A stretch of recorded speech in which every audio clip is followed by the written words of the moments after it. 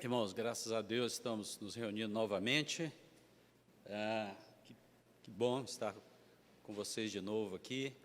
E eu creio que nessa introdução eu queria falar um pouquinho, porque nós como crentes em Jesus Cristo, nós amamos a Deus, amém? Ele é o nosso maior tesouro, e nada se compara com Ele, nada. Deus é Espírito, Deus é infinito, Deus é eterno, Deus é imutável em seu ser, e Deus é sabedoria, Deus é poder, Deus é santidade, Deus é justiça, Deus é bondade, Deus é a nossa grande alegria, diz o salmista, no Salmo 43, verso 4. Então, Ele é infinito, Deus é eterno e imutável. Isso nos dá o quê, irmão? Segurança. Nós temos essa segurança. E também isso nos dá estabilidade. Amém, irmãos? Não há ninguém como Deus. Nada pode ser comparado com Ele. Riqueza, fama, produtividade, conquista, nada se compara a Deus. Quando nós mais o conhecemos, mais nós queremos ainda conhecê-lo cada vez mais, amá-lo, confiar nele, anelá-lo, não é? Ansiamos por conhecer mais a Deus e gozá-lo, não é? O fim principal do homem, diz o catecismo, é glorificar a Deus e gozá-lo para sempre. Amém, irmãos? Então, gozar a Deus é a maneira de nós glorificarmos a Deus. Mas, no entanto, para glorificarmos a Deus, nós precisamos conhecê-lo melhor e experimentá-lo. Eu creio que nós aprendemos de Deus no conhecimento da sua palavra, a palavra de Deus, quando nós a estudamos com mais afinco, constantemente, continuamente. E nos 5 pontos que nós estamos começando a estudar aqui na Escola Bíblica Dominical, nós vamos destacar não somente o poder e a soberania de Deus em geral, mas o poder e a soberania de Deus na maneira como Ele nos salva. É por isso que esses pontos são chamados de doutrinas da graça, né? Então, para nós experimentarmos plenamente a Deus, nós precisamos saber como Deus age, mas também como Ele nos salva, como Ele me salvou, eu, Perrim, como é que eu fui salvo? E nós vamos trabalhar como crentes que creem na Bíblia como a palavra de Deus, a única regra nossa de fé e prática, e desejamos colocá-la acima de todos os sistemas doutrinários de pensamento, né? Deus é uma rocha. John Piper, achei interessante, ele diz que Deus é uma rocha uma rocha de uma fortaleza em meio ao mundo de areia movediça. Eu achei isso interessante, né? Deus é uma rocha de fortaleza nesse meio desse mundo de areia movediça. Interessante que João Calvino, que foi o famoso teólogo, pastor lá em Genebra, ele faleceu em 1564, e ele, junto com Martinho Lutero, na Alemanha, foram as forças mais influentes da Reforma Protestante. E os livros de João Calvino, as institutas da religião cristã, elas exercem até hoje, irmãos, uma tremenda influência na igreja cristã em todo o mundo. E as igrejas que herdaram esses ensinos de Calvino são chamadas de igrejas reformadas, né? E várias igrejas batistas também sustentam essa teologia reformada.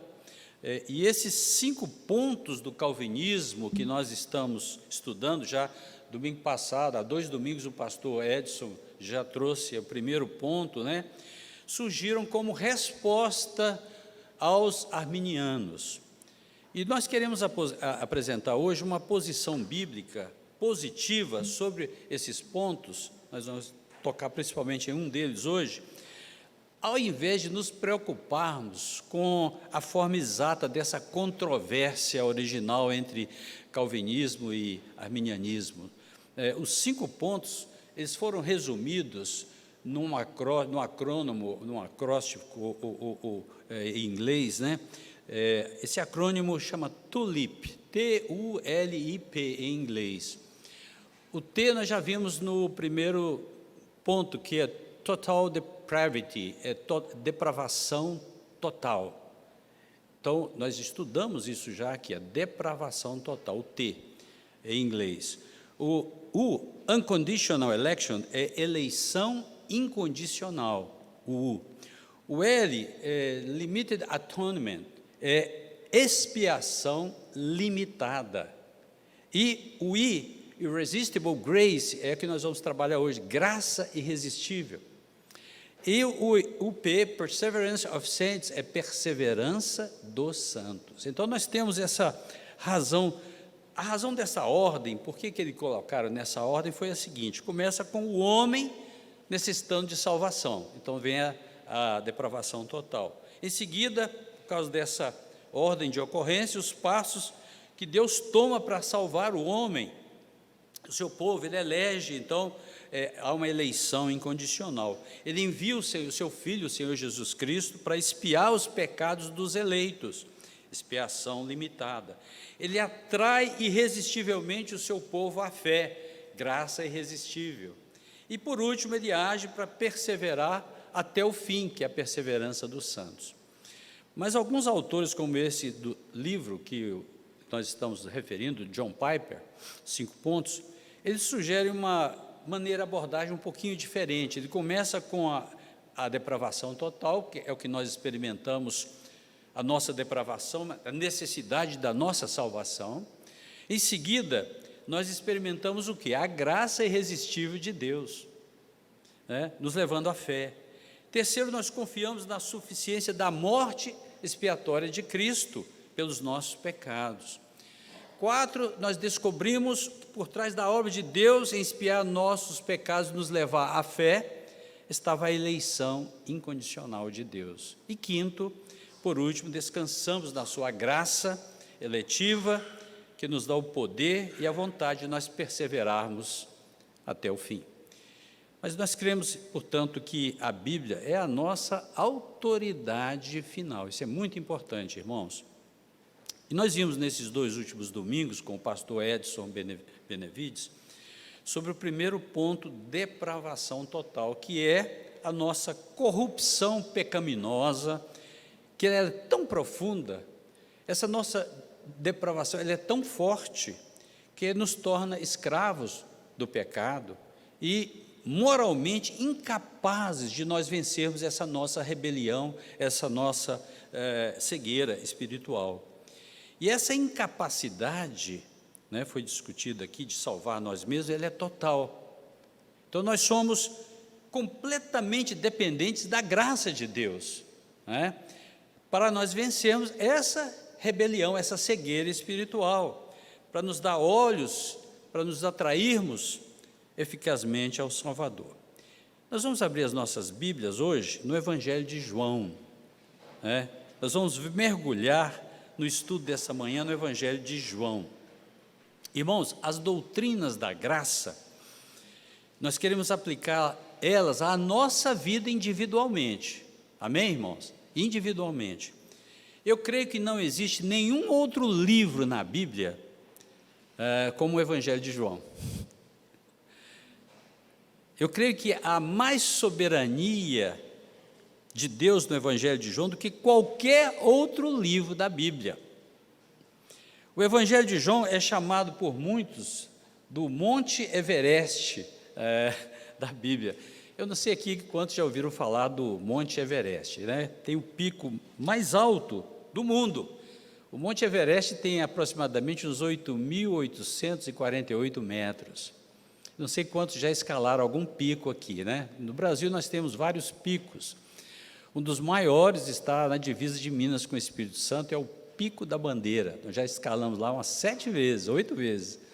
Muito bacana, tem um lugar muito bonito para acampar. Quero incentivar os irmãos um dia, mesmo idosos como eu, vale a pena subir lá, viu? Só uns 2.800, é muito pequeno ainda em relação ao Monte Everest, né? O Monte Everest está na cordilheira do Himalaia, né? É uma cadeia de montanhas na fronteira da China com o Nepal e vai até a Índia, até o Paquistão. Então, alguns comentaristas, eles dizem que o Evangelho de João alcança mais alto que a própria epístola de Paulo aos Romanos. Eu sei que o pastor Edson gosta muito da epístola de Paulo aos Romanos, né? Isso sem contar o fato, irmãos, que a maior parte que nós temos no Evangelho de João vem dos lábios do Senhor Jesus Cristo. Então, ele nos atinge com muita clareza, o Evangelho de João, com muita profundidade espiritual, mais do que qualquer outro livro da Bíblia. Nós vemos no Evangelho de João os apelos evangelísticos, né, intensos, que Jesus é o Senhor, Jesus é o Salvador do mundo, e há uma oferta ali do Evangelho, através do livro de João, né? É o Evangelho para todos. Quando alguém está buscando, quando eu começo a falar de alguém que não é crente, e quer buscar conhecimento, eu uso o quê? O Evangelho de João. A gente usa o Evangelho de João, não é? Porque nós precisamos direcionar primeiro essa pessoa ao Evangelho de João, porque as boas novas de Cristo estão ali tão claramente definidas, escritas. Alguém já disse, né, que o Evangelho de João, ele é raso o suficiente para um pequeno bebê poder nadar ali, mas ele é profundo o suficiente para um elefante afundar ali também. Então, isso é verdadeiro acerca desse Evangelho, como qualquer outro livro da Bíblia. Mas nós queremos mergulhar nessa manhã na profundidade desse livro, saindo do lado raso da piscina e mergulhar um pouquinho no lado mais fundo, né? E sermos completamente imersos na riqueza teológica da nossa salvação. E ao chegarmos a essa doutrina da graça nessa manhã, nós chegamos à doutrina de uma regeneração sobrenatural. O que é regeneração? Regeneração significa novo nascimento. Oferecer vida àquela alma que está morta. É também chamada de graça ou chamado eficaz, graça irresistível. Chamado, eu gosto muito desse termo, chamado eficaz. Significa que o chamado de Deus, ele sempre produz o efeito desejado. O chamado de Deus sempre produz o efeito que ele deseja. Nesse sentido, é um chamado irresistível. O que nós vamos ver é que a salvação, nós como crentes sabemos que a salvação é trinitariana. O Deus Pai, o Deus Filho e o Deus Espírito Santo estão todos envolvidos na nossa salvação. Porque o Deus Pai, que lá na eternidade passada, escolheu os seus eleitos, e na eternidade passada, Ele deu os seus eleitos ao Deus Filho, para que ser presente para o seu Filho. E na plenitude do tempo, o Deus Pai enviou o Deus Filho dos céus, ao mundo, para buscar e achar o que estava perdido. Amém, irmãos? E é a obra do Deus Filho, então, vir ao mundo, achar aqueles que estavam perdidos e assegurar a cada um deles a salvação. Então, Jesus entregou a sua vida em favor das suas ovelhas. Irmãos, Ele deu a sua vida pelos seus amigos. Ele comprou a salvação por aqueles que lhe foram dados pelo Deus Pai. Nós vemos isso claramente aqui no Evangelho. Essa é a glória da cruz. Que glória é essa? Que Ele removeu os pecados daqueles por quem Ele morreu. Hoje nós chegamos ao ponto de como essa salvação ela é trazida ao nosso coração. Como é que essa salvação é trazida ao nosso coração? Como que o mérito da expiação é aplicado ao meu coração, ao seu coração? Como que a graça soberana de Deus se mescla com a nossa vida, até o ponto em que a salvação é tornada pessoal a cada um de nós. E como que nós somos trazidos a esse relacionamento salvífico com o Senhor Jesus Cristo? Esse é o ponto principal. É o Pai que nos escolheu, irmãos.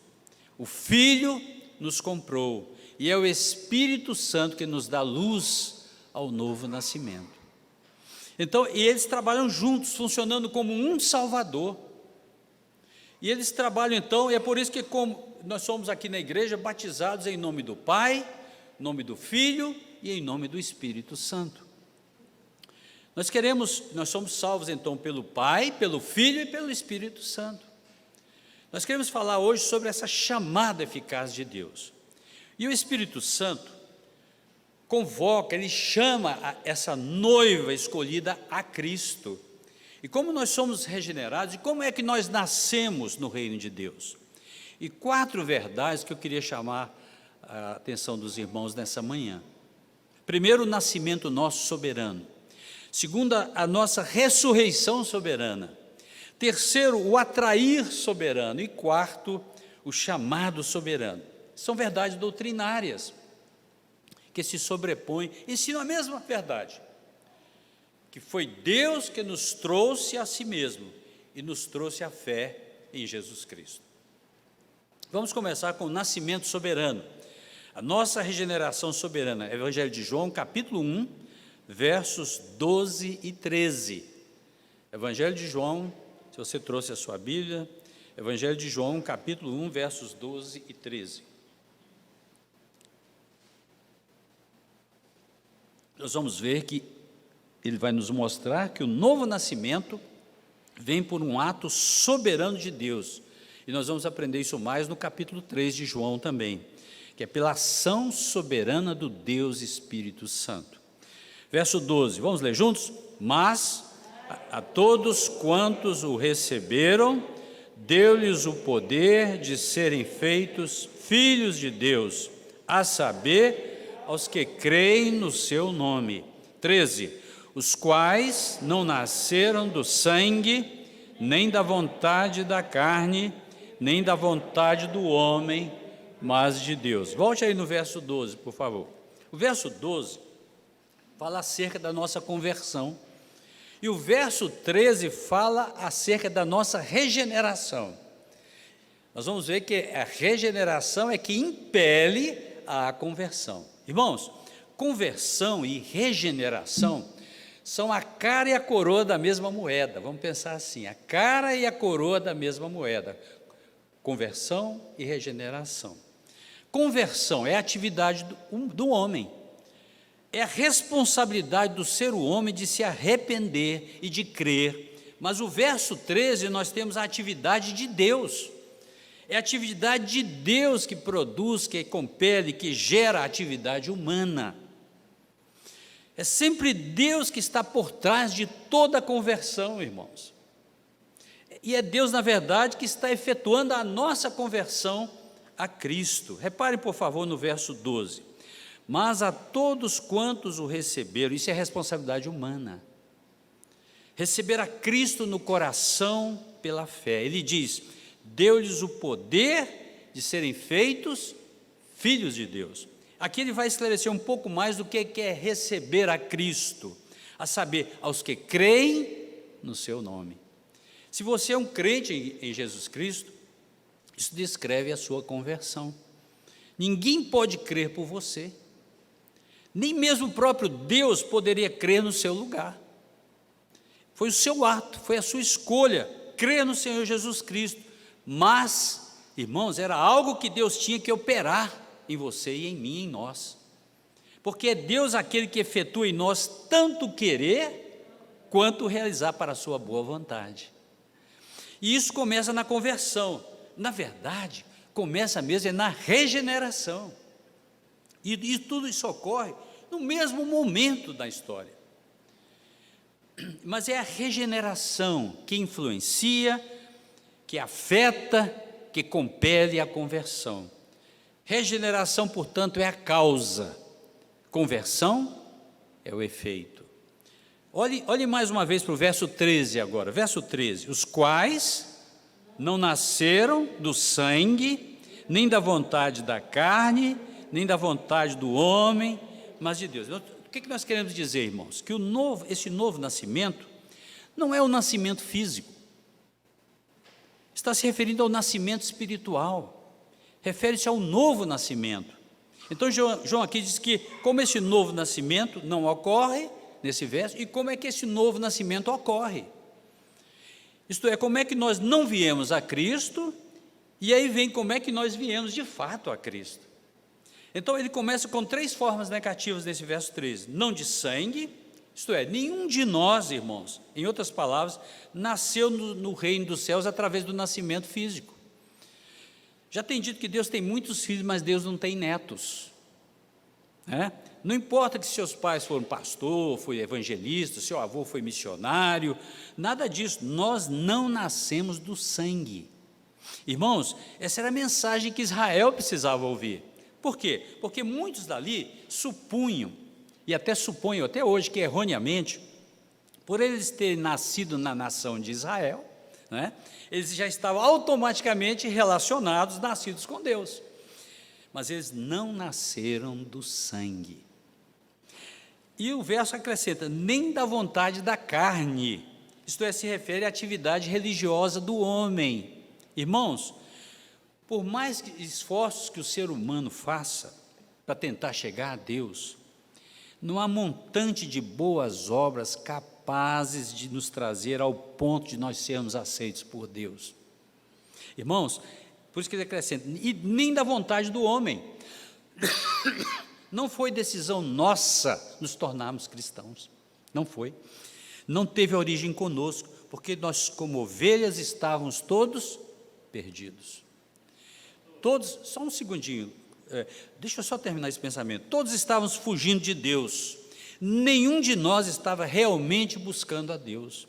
Nós talvez estivéssemos buscando o que Deus tivesse a oferecer, mas não a pessoa de Deus. E como é que ele finalmente diz no verso 13? Como é que nós nascemos de novo? Veja o final do verso 13. Nada está tão claro para nós nessa manhã. Ele diz: o novo nascimento é de Deus, não é pela nossa vontade, mas é pela vontade de Deus. É por meio dessa analogia. Assim como a nossa vontade não teve operação no nosso novo nascimento, aliás, no nosso nascimento físico, nem nosso nascimento espiritual, a nossa vontade não teve nenhum papel. Primeiro, então, Deus precisou nos trazer para o seu reino. E o nosso primeiro ato foi o quê? Foi crer no Senhor Jesus Cristo. Pois não, irmão? Até a fé, ela vem do Senhor, porque lá em Efésios fala, pela graça Isso. mediante a fé, isso não veio de vós. Até o crer, se Deus não vivificar a gente para crer, nós não cremos. A regeneração compele à fé. É a mesma coisa, eu digo conversão, mas é a mesma, exatamente. Irmãos, primeiro, Deus precisou então nos trazer para o seu reino. E o nosso primeiro ato foi então crer no Senhor Jesus Cristo. Amém, irmãos? Primeiro porque Deus removeu do meu coração um coração que eu tinha de pedra. E aí Ele me deu um coração de carne. Um coração de pedra não consegue crer no Senhor Jesus Cristo. Um coração de pedra não tem fé salvadora. Um coração de pedra, ele resiste a Deus mesmo. Resiste a Deus. Ele está enfurecido contra Deus. Deus precisa nos dar um coração de carne.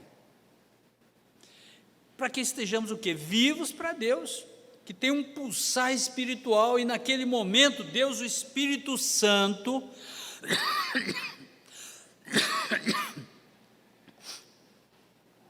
desculpa, irmão, Ele nos dá um coração, Ele nos dá o dom do arrependimento.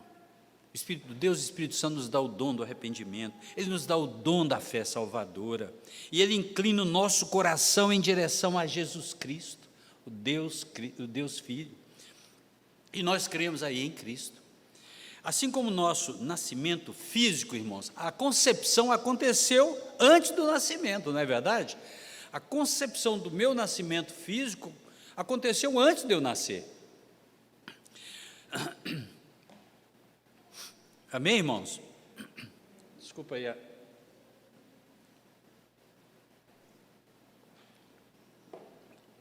Então,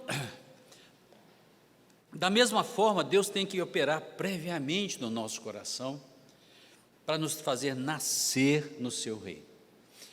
Eu estou querendo mostrar essas analogias para ver se fica bem claro isso. Quando nós viemos a Cristo em fé, nós só estávamos conscientes do que diz o verso 12. Mas à medida que nós crescemos como crentes em Jesus Cristo, à medida que nós lemos a palavra de Deus, mais e mais, os nossos olhos vão se abrindo cada vez mais, para entendermos qual que é a parte de Deus na nossa salvação. Então, aí nós lemos versículos como o versículo 13, e nós reconhecemos: Senhor, eu percebo que foi o Senhor que operou, não fui eu para ser salvo, não fui eu.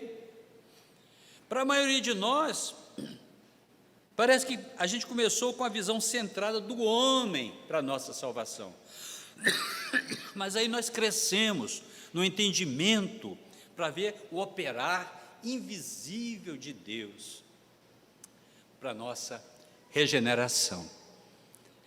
Nesse novo nascimento de Deus, Ele nos concede então um novo coração. Espero que esteja bem claro isso. Ele nos dá afeições diferenciadas novas. Ele nos dá uma nova vontade para crer no Senhor Jesus Cristo. John Piper conta que um grande escritor, C.S. Lewis, famoso em vários, ele tem os contos de Nárnia, ele tem vários livros, Razão do Cristianismo. Era um professor na Inglaterra completamente ateu, não cria em Deus, esse negócio de ressurreição, Deus morrer na cruz, isso tudo é misticismo, ele falava.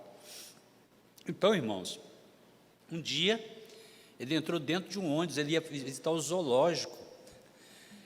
Ele entrou no ônibus completamente ateu, e ele saiu do ônibus crendo no Senhor Jesus Cristo.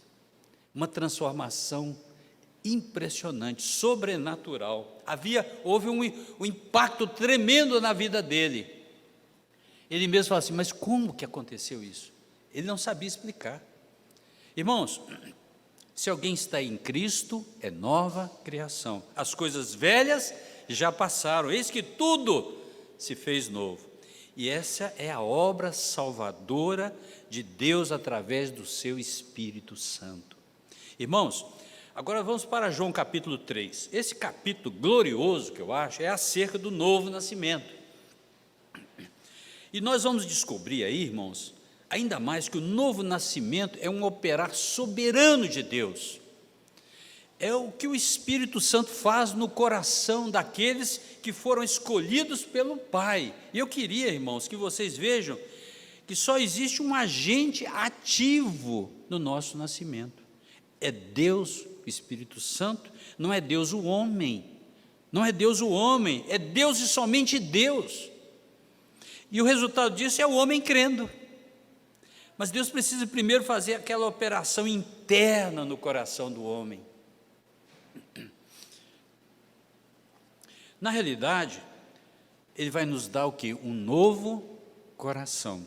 Irmãos, com esses versículos, são muito preciosos para nós, porque eles falam do nosso nascimento no reino de Deus. Imagina, esses versículos vão falar do nosso novo nascimento no reino de Deus. É Deus e somente Deus. Irmãos, veja, capítulo 3, verso 1 em diante. Havia entre os fariseus um homem chamado Nicodemos, um dos principais dos judeus. Versículo 2.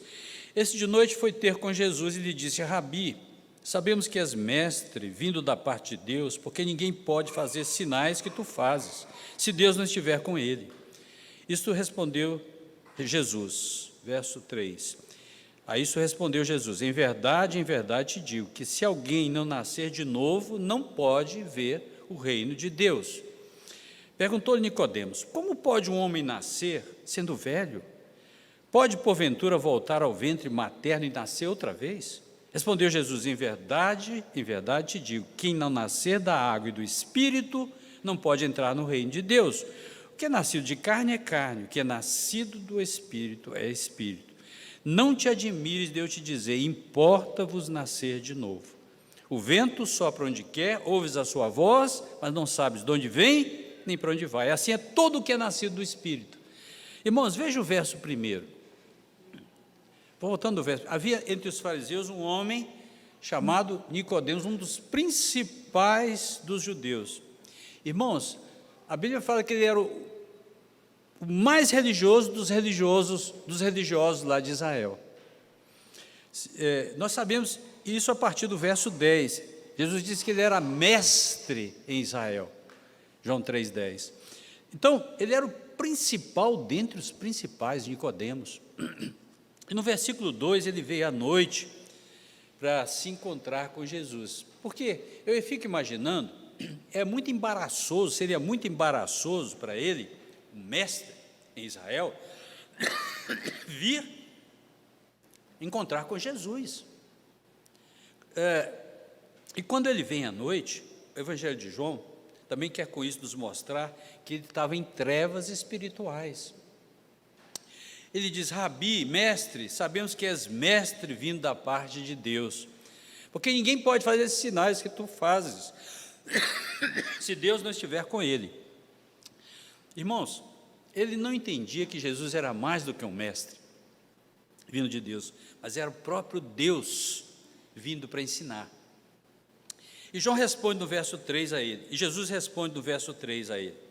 Nicodemos nem sequer fez pergunta nenhuma para Jesus, Jesus já está, olha lá, já está respondendo. Porque, sabe por quê? Porque Jesus olhou para dentro da mente dele, dentro do coração dele. É como se Jesus lesse a carta antes de abrir o envelope. Ele diz, a isso respondeu Jesus: em verdade, interessante, irmãos, a gente quando estuda a palavra de Deus, a gente sabe que quando Jesus diz em verdade te digo, ele está elevando a importância daquilo que ele quer comentar. E ele diz, se alguém não nascer, ele diz para Nicodemos, se alguém não nascer de novo, não pode ver o reino de Deus. Primeiro, você precisa nascer de novo, enxergar as verdades espirituais do reino dos céus. Nicodemos vai permanecer nas trevas e vai permanecer cego até que Deus dê a ele olhos para ele enxergar no novo nascimento. Mesmo como o cego não pode enxergar a luz, também no novo nascimento ele precisa ter novos olhos para poder enxergar. No verso 4, então, Nicodemos perguntou Nicodemos: como que pode um homem nascer sendo velho? Pode, porventura, voltar ao ventre materno e nascer a segunda vez?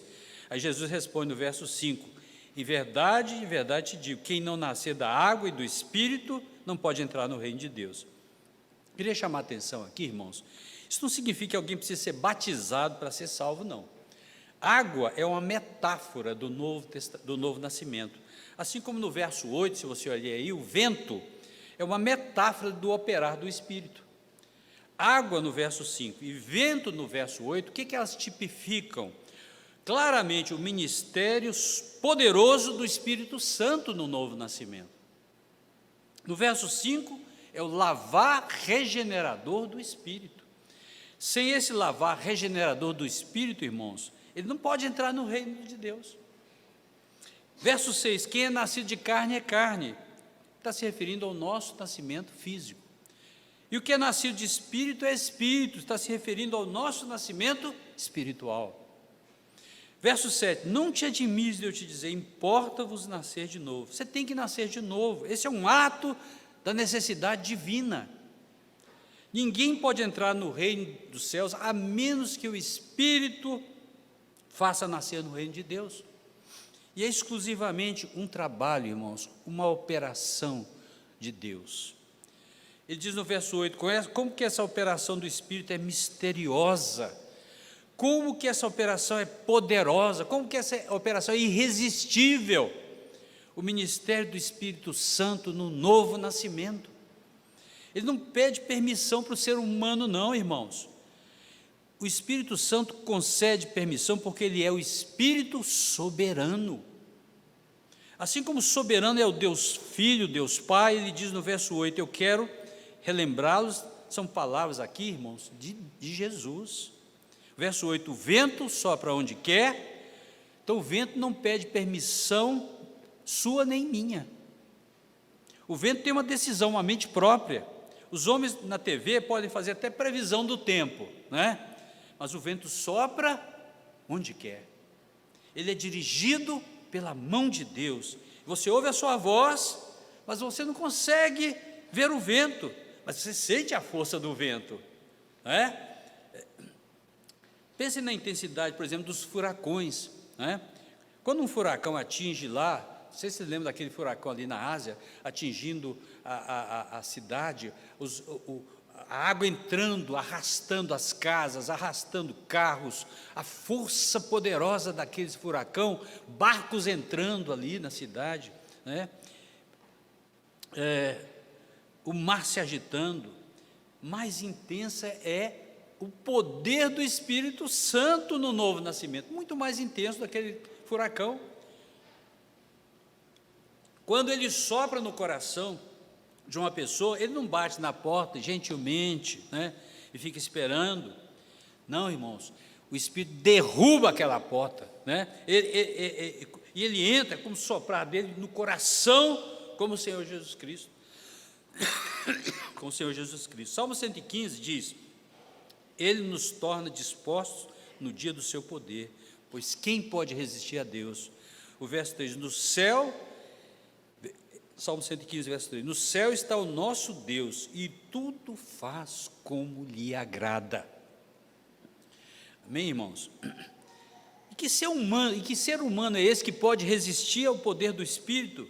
É isso que Jesus está dizendo no versículo 8, não é aquela brisa gentil, ele vem com poder transformador de Deus. Mais uma vez, o verso 8, o vento sopra onde quer, ele faz o seu caminho, ele passa por várias cidades, passa por elas, entra numa cidade, passa por cima de alguns corações, e aí ele desce em alguns corações. Onde ele desce, ele faz aquilo que só ele sabe fazer. Você ouve a sua voz, mas você não consegue enxergar nada do vento, mas você vê os efeitos do vento. Amém, irmãos? Não sabes de onde vem, diz o texto, e nem para onde vai. Não há como você delinear o caminho do vento. Você não consegue prever o seu caminho, onde é que ele vem, de onde ele vem, de onde ele vai. E no final do verso 8, assim é todo o que é nascido do Espírito. Assim é todo aquele que é nascido do Espírito. Então não há nenhuma menção de atividade humana aqui não, irmãos. Não há nada que o homem esteja fazendo. É exclusivamente, totalmente o operar da graça de Deus. E o resultado, nós vemos no versículos 15 e 16, João 3, 15 e 16. Para que todo que nele crê, tenha a vida eterna. E o fruto disso está no versículo 16. No final do versículo, para que todo que nele crê não pereça, mas tenha a vida eterna. Então esse é o resultado do versículo 15 e 16, mas a causa está lá no versículo 8, a causa está lá no versículo 3, a causa está lá no versículo 5, tudo vem de Deus, irmãos, tudo vem de Deus. Não há nada como deixar de dar glórias a Deus, além do que Ele merece, a nossa regeneração, a nossa salvação. Então não roubemos de Deus a sua glória, irmãos. Foi o Espírito de Deus que nos fez nascer para dentro do seu reino. Nós não poderíamos nascer por nós mesmos. Mas em segundo lugar, tem uma outra metáfora que Jesus usa para esse chamado eficaz aqui. Não é apenas um novo nascimento, mas é também como uma ressurreição dentre os mortos. João capítulo 5, versículo 25, João 5, 25. Ele começa dizendo, novamente, em verdade vos digo. Interessante, então. Todas as vezes que Jesus se refere à doutrina da graça, ele começa, em verdade vos digo, porque elas são elevadas a um patamar de importância primeira, porque elas nos trazem mais glória a Deus. João 5, 25, em verdade vos digo, que vem a hora e já chegou. Eu queria enfatizar aqui o agora, irmãos. Preste atenção, isso não se refere à ressurreição final, não, dos tempos. A ressurreição final está lá nos versos 28 e 29 de João 5. Mas aqui é a ressurreição que existe agora. É a ressurreição do Espírito na alma daquela pessoa que está morta em delitos e pecados. Deus tem que ressuscitar a morte do meu coração, do seu coração, para que nós enxerguemos o que Ele tem para nós. Irmãos, o texto continua dizendo em que os mortos ouvirão a voz de Deus. Irmãos, isso não se refere à voz audível de Deus, não, ela é muito mais forte, a voz de Deus é muito mais estrondosa. Essa aqui é a inaudível e silenciosa voz interior de Deus, pela qual Ele chama pecadores individualmente a Ele.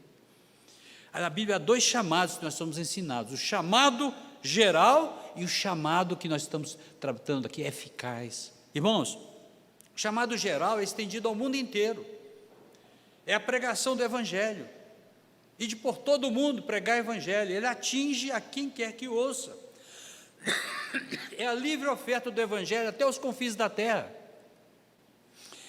Mas essa é a nossa responsabilidade, estender essa livre oferta do Evangelho até os confins da terra.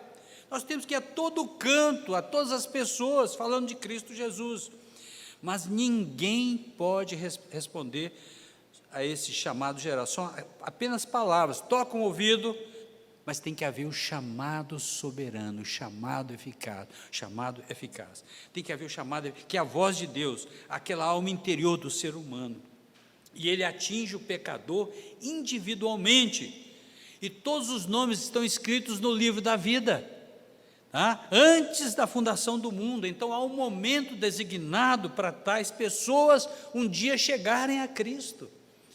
Esse é o chamado soberano, não vai para todos aqueles que quiserem, aquele lá é o chamado geral, mas o chamado eficaz, irmãos, vai para indivíduos nominalmente por nome. Mateus, vem e segue-me. Zaqueu, desce depressa, hoje eu quero estar contigo. Isso está prefigurado quando Jesus disse para Lázaro na tumba, vem para fora, Lázaro, levanta-te, Lázaro. E Lázaro ressuscitou, e só Lázaro saiu daquele túmulo. Eu creio que se ele tivesse dito, levanta-te somente, todas aquelas pessoas do cemitério, o cemitério ia ficar vazio. Não, ele disse, Lázaro, sai da tumba. Só Lázaro saiu. Todos aqueles a que ele chama, esses vêm. Ele nos atrai, ele nos leva a ele. E é isso que ele faz com um poder sobrenatural, mais forte do que esse furacão, essas tempestades, irmãos. Observe que não é o homem não está mais ou menos mal, ele precisa melhorar, o homem não está meramente doente, não, o homem está morto, ele precisa ser trazido de novo à vida. E nós vimos isso com o pastor Edson lá, se você vê lá em Efésios, ele citou isso, mas hoje nós começamos a ler aqui Efésios, capítulo 2, o pastor Edson já citou esses 5 versículos, eu gostaria só de repetir rapidamente, Efésios 2, de 1 a 5, coloque aí, vamos ler juntos novamente esse verso, do Efésios 2, 1 a 5, vamos lá, Efésios 2, ele nos deu, vamos juntos, vida, estando vós, continue.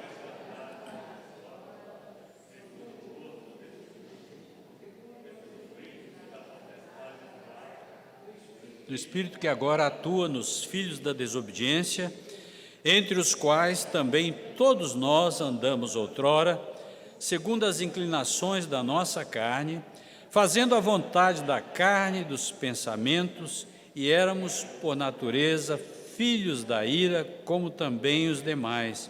Mas Deus, sendo rico em misericórdia, por causa do grande amor com que nos amou, e estando nós mortos em nossos delitos, nos deu vida juntamente com Cristo. Pela graça sois salvos.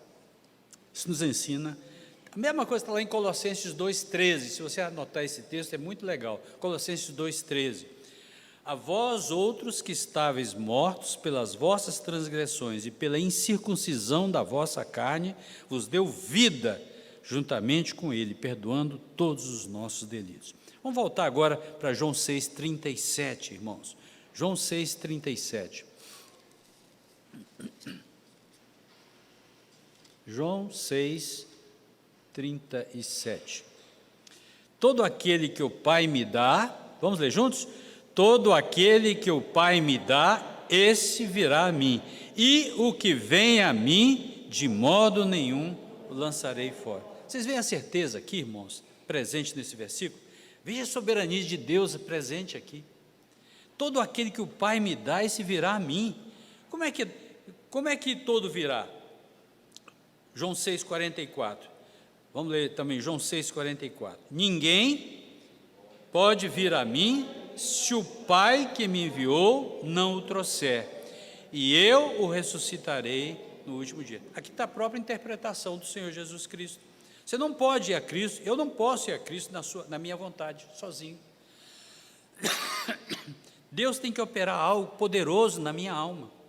Ninguém pode vir a mim se o Pai que me enviou não o trouxer. Irmãos, essa palavra, o trouxer, é uma palavra poderosa, tem o significado de compelir, de arrastar, de trazer bem, o texto original é muito poderosa, persuadir, atrair, não é dar uma dica para ir numa direção, é agarrar mesmo, é compelir, é arrastar para uma direção diferente. O que eu estou dizendo a verdade essa manhã, irmãos?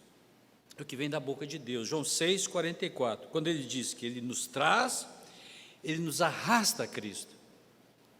Quando ele diz que ele nos traz, eu estou dizendo a verdade, que o poder do Espírito é tão maior que o nosso, que ele nos arranca de onde nós estamos e nos leva à presença de Deus. Irmãos, nenhuma das suas ovelhas se perderá no mundo, nenhuma das suas ovelhas permanecerá presa no pecado. Não é porque nós somos mais espertos ou nós somos mais inteligentes que o nosso próximo. Morto é morto. É porque o Espírito nos trouxe, é tudo obra da graça de Deus. Eu tenho uma última passagem nessa manhã. Abram em João capítulo 10, verso 1. João 10, 1. Tem vários outros textos, mas eu vou ficar mais nesse texto. João 10, 1. Em verdade, vamos ler juntos? Em verdade vos digo, o que não entra pela porta no aprisco das ovelhas, mas sobe por outra parte, esse é ladrão e salteador. Então aqui, em verdade, já perceberam? Todas as vezes que Jesus ensina a doutrina da graça aqui, ele eleva a um patamar de muita importância. Se você entende isso, você está sendo ensinado pelo Espírito Santo. Se você perder isso de vista, você vai deixar de passar algo que é primário, de importância primária.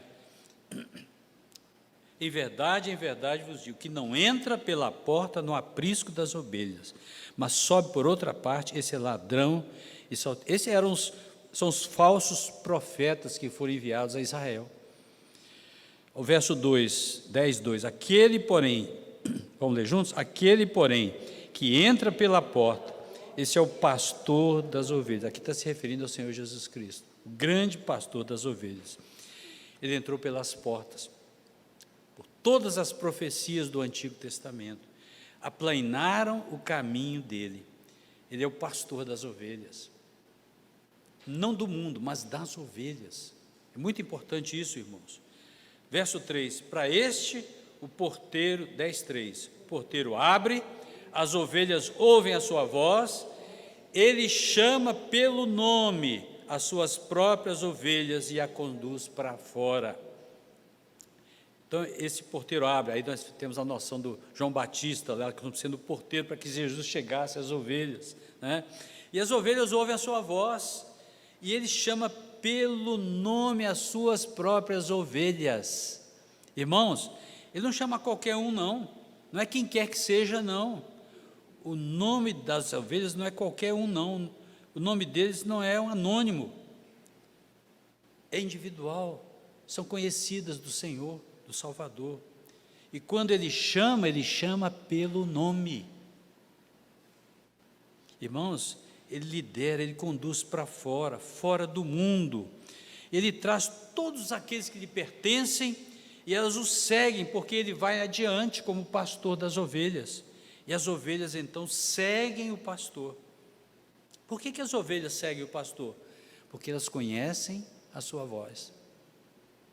Porque a elas foi dado ouvidos e as outras ovelhas não foi dado. Elas reconhecem a voz do pastor. Eu queria contar um pano de fundo aqui histórico para a gente entender isso bem claro. Os pastores naqueles dias tinham o seu rebanho. Cada pastor tinha o seu rebanho. E às vezes, no final do dia, muitas vezes, eles queriam ir para uma determinada cidade e os pastores traziam seus rebanhos para a cidade, todos os pastores. E havia um aprisco muito grande ali na cidade para receber esses rebanhos. E à medida que eles traziam os rebanhos, o pastor então o porteiro abria e entrava aqueles rebanhos, de cada um dos pastores entrava para dentro daquele aprisco grande. E os pastores iam dormir numa estalagem, deixando as ovelhas ali naquele grande aprisco, durante a noite. De manhã, aqueles pastores então voltavam para o grande aprisco para pegarem as suas ovelhas. E havia muitos rebanhos, diferentes rebanhos ali, tudo junto, tudo dentro daquele grande aprisco. E o pastor então se identifica com aquele porteiro, o porteiro então permite que ele entre, e na porta então do aprisco, os salteadores tinham que pular pelo muro do fundo, mas o verdadeiro pastor, ele vinha à porta da frente. Então o porteiro dava acesso a ele. E ele já conhece as suas ovelhas, ele as conhece pelo nome. Ele já comprou as suas ovelhas, cada uma delas, algumas já nasceram, ele era a posse de cada um deles. Então, cada pastor, ao chegar ali, ele chamava aquele seu grupo pelo nome, né? Cada uma tinha o seu nome, ele ia chamando pelo nome. Todas estavam misturadas ali, aqueles rebanhos todos misturados. E à medida que a ovelha escutava o pastor chamando o seu nome, ela saía daquele grupo todo e ia atrás do seu pastor ali, né? Pastando ali, mas ela estava ali, mas quando ela ouve o nome chamado pelo pastor, ela levanta a cabeça e vai na direção do pastor. As demais continuavam ali, porque aquela ovelha, ela reconhecia, é o meu pastor, essa é a voz do meu pastor, e ela era atraída pela voz do seu pastor, e começava então a separar das demais ovelhas, indo na direção do seu pastor, e ele chama cada uma delas pelo nome, até todas elas, porque é a posse dele, não deixava nenhuma delas para trás. Então ele tirava as ovelhas daquele aprisco gigantesco e as levava para o campo, assim como Jesus tirou todas as suas ovelhas do mundo para fora da religião falsa, para fora do mercado de escravos do pecado, para fora das garras do diabo. Irmãos, então aquele pastor volta para o campo, e lá no campo ele conduz para o novo aprisco lá, e deixa ali dentro, tinha um muro grande, ele então entrava ali, ele liderava, e à medida que vinha a noite, ficava na porta da entrada, e nenhuma delas podia escapar, e nenhum lobo, nenhum ladrão poderia penetrar, porque ele é a porta. É por isso que João 10:7 diz: eu sou a porta das ovelhas.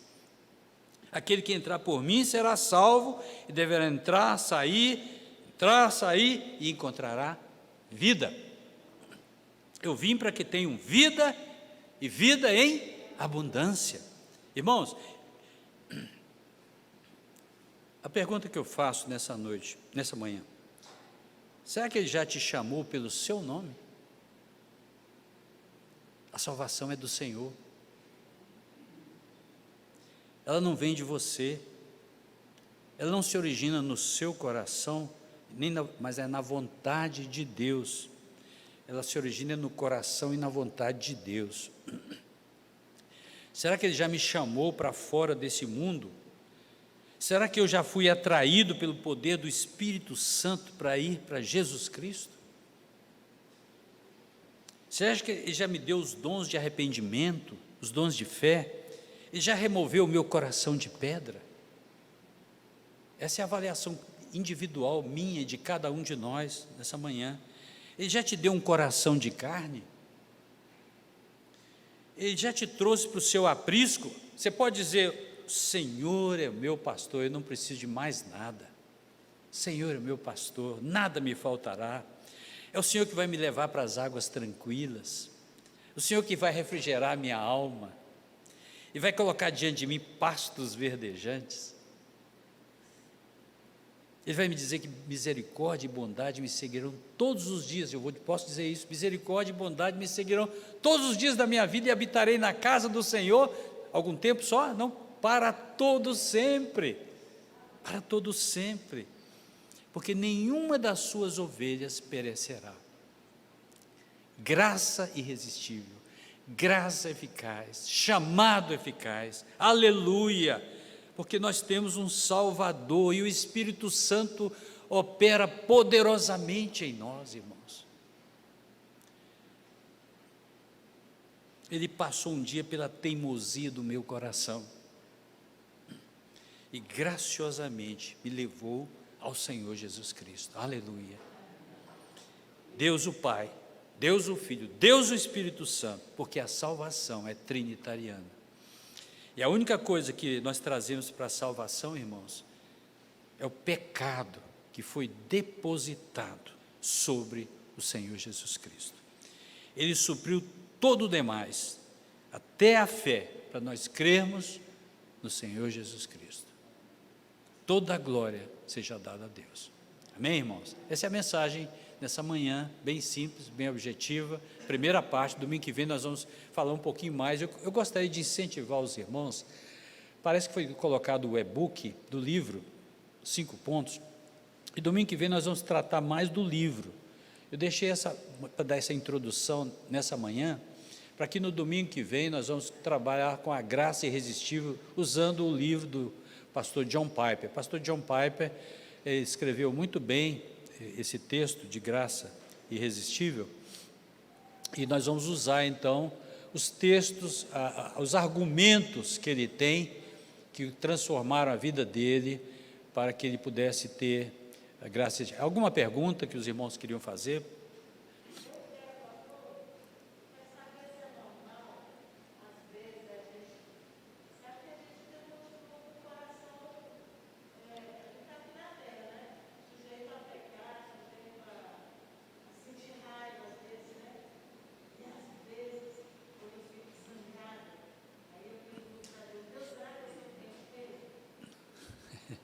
Será que você está zangado algumas vezes e você quer saber se isso é normal?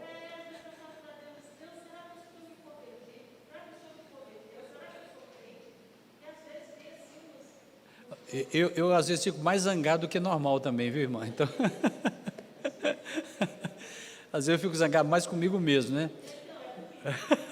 Até com você mesma, né? Amém, ainda bem que é com você mesma, né? Deus nos dá um coração novo para a gente entender isso e ver exatamente isso que a irmã está vendo, porque tem pessoas que não enxergam isso, né? Não enxergam as suas limitações.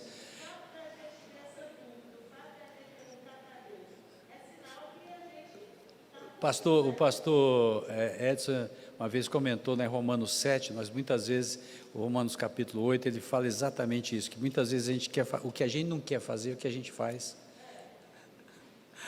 Não é? A palavra de Deus nos ensina isso claramente, que muitas vezes o próprio apóstolo Paulo, né, ele falando sobre nós somos livres do pecado, isso é pela graça. E daí, ele fala assim, no capítulo, se você pegar o capítulo 7, a partir do capítulo 7,